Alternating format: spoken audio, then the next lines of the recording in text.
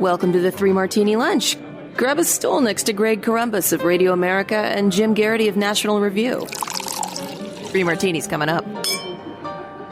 We made it to Friday. We're glad you're with us. We're brought to you today by the Headspace app. And Jim, we have two good martinis today, both of which are related to the coronavirus, and a crazy, which tells you everything that's new is old again in Washington, D.C. So we'll get to that in just a little bit. But let's start with the good. And this is actually the convergence of a really bad martini and an increasingly frustrating martini that has somehow morphed into good.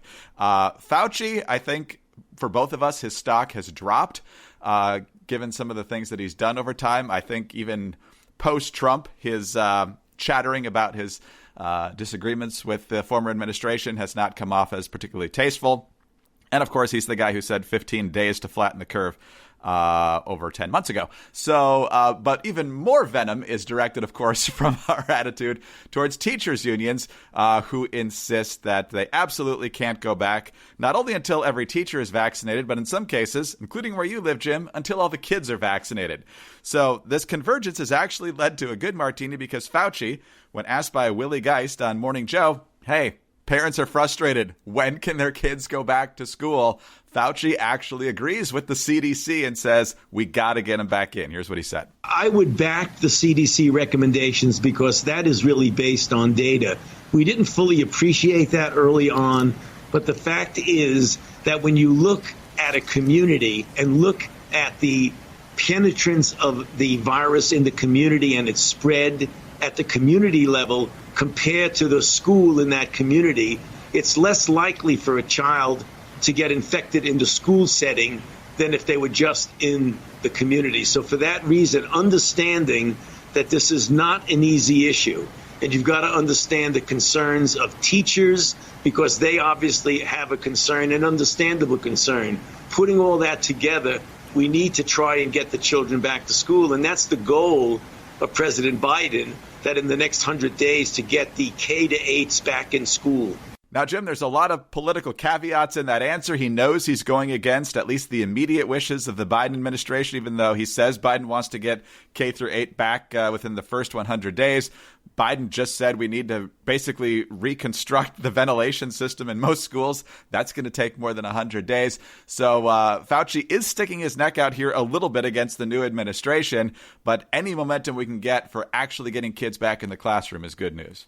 Yeah, I think by, Anthony Fauci's standards, this is a knife fight. This is about as critical as he gets. And it's not, there's no venom there. There's no animosity. He doesn't pound the table, but he simply goes out and gives an opinion that is not what Ron Klain and most of the people in the Biden administration want to hear. The risk of opening schools right now is pretty minimal. And the risk of keeping them closed, both, I assume most listeners saw that god-awful story in the New York Times about the sudden spike in suicides amongst teenagers in Nevada. Look, the decision to keep a school closed looks different at the end of January and the beginning of February than it did in November or in September or in last spring. And it's one of those things where the costs of keeping the schools closed is increasing. The benefits is shrinking. Or like say the offsetting benefit is shrinking. And, in a whole bunch of places, teachers have been pushed to the front of the line. You can see the outlines of the first major fight and arguably the first major defeat of the Biden administration. They've really wanted to finesse it. They've really wanted to appear like they're, looking for this sensible compromise, that they want the teachers to be safe. Now the argument has turned into funding. And it's worth noting that there was $13 billion or so in the first CARES Act, or the first major relief bill that was passed that was sent to schools. And I think the most recent one in December was $85 billion. So this really isn't a funding issue, right? This is, and the other thing which is worth noting is that you look at in both my neck of the woods and all across the country. First of all, some states have the schools reopened. Texas, Florida, generally Republican-run states, although not all of them. Connecticut has had its schools open, at least in some areas. Most private schools have had their schools open for several months now. Now, some of them are doing 2 days a week. Some of them are alternating, days for students and only having half the kids in. It's perfectly normal and sensible to say we can't reopen schools the way we did before the pandemic. We got to take certain steps. I think most parents would be perfectly happy with that. But what we've seen is this ludicrous obstinacy on the part of teachers' unions, which, at first it was, we want to get vaccinated, which I guess is necessary. Look, it's worth pointing out, you get the virus, your chances are well north of 90-some%, you're going to be fine. You might be sick for a while. It might stink. Could you have lingering issues? Sure. This is not necessarily something to be hand-waved away. And some people have had lingering issues. This is not something that you go, and particularly if you're immunocompromised, particularly if you have, if you're an elderly teacher approaching retirement, look, those are reasonable concerns. You'd like to think we'd be able to figure out a way to work around those particular hard cases.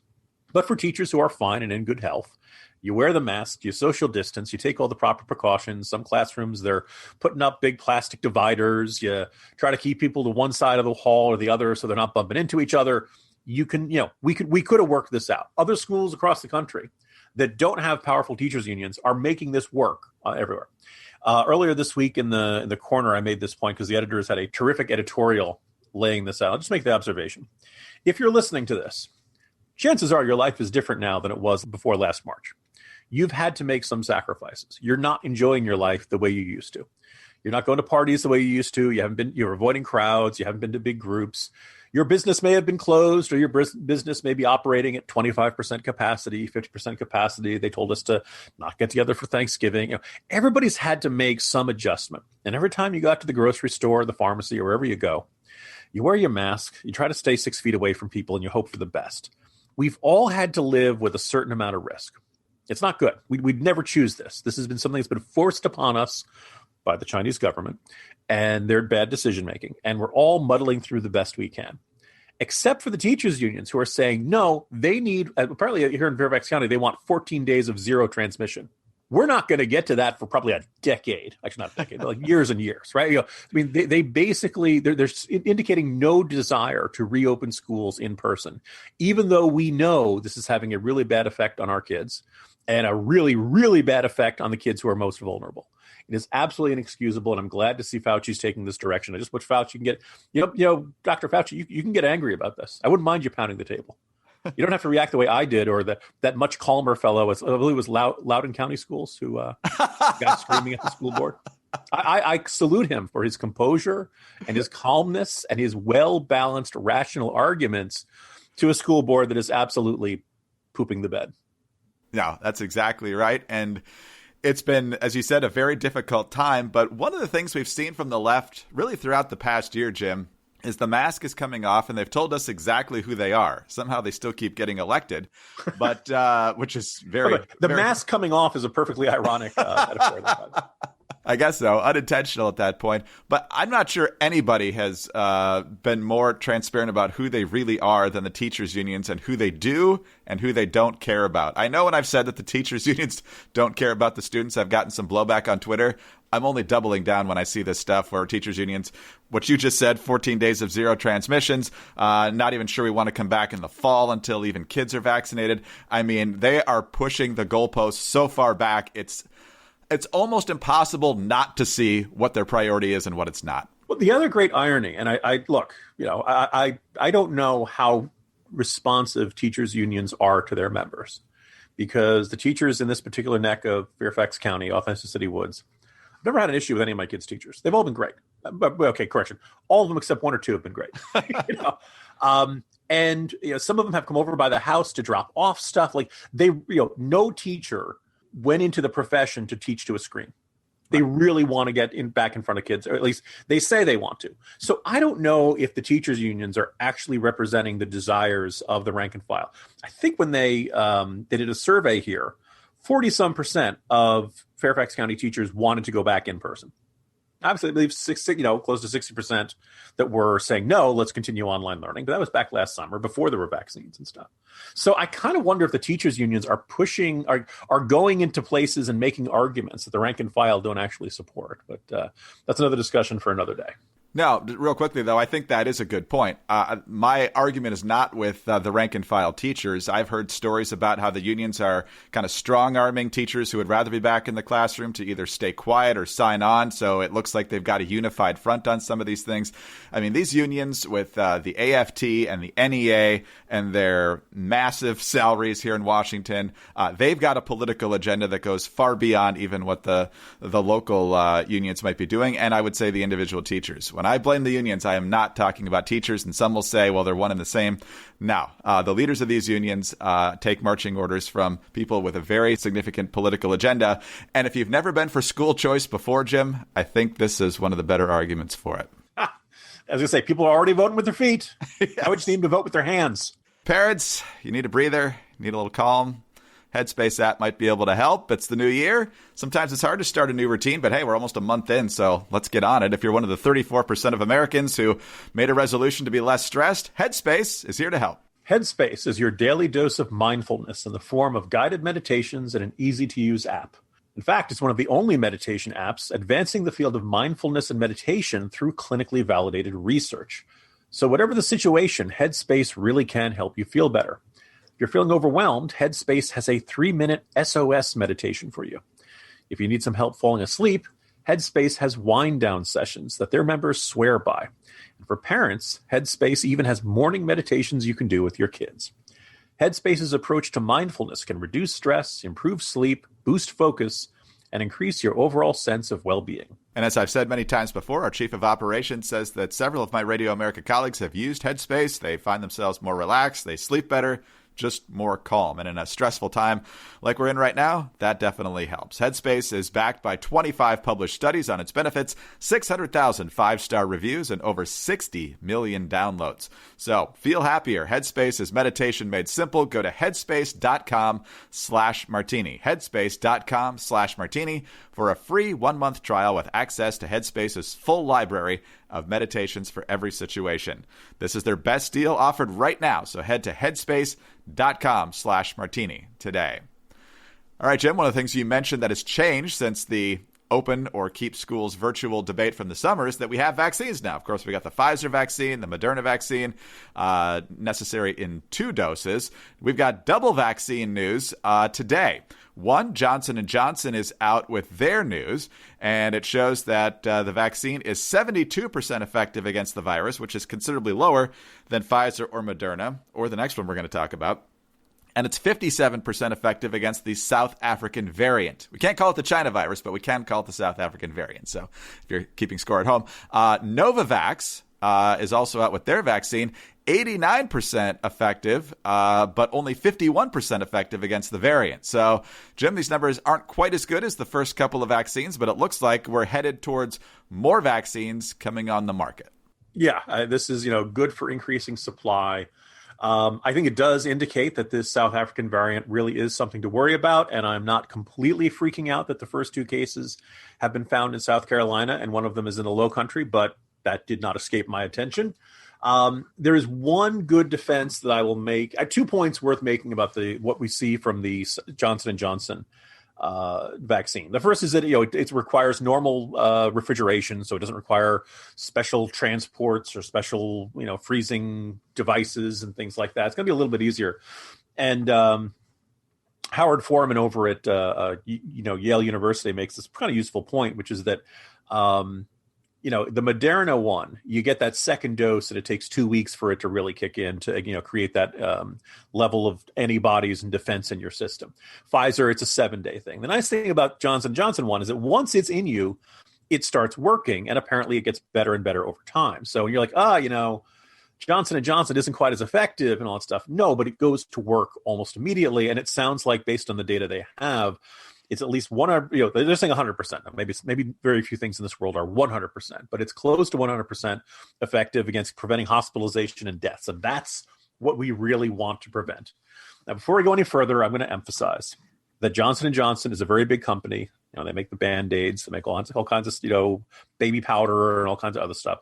And the Johnson & Johnson vaccine production has nothing to do with Woody Johnson, our former ambassador to the UK, or his brother Chris Johnson, who are the owners of the New York Jets. That said, I fully expected this morning, Greg, a statement from them saying, look, a lot of people would say that a Johnson & Johnson vaccine that is 72% effective against COVID, the standard strains of COVID, and only 57% against the South African variant is a disappointment.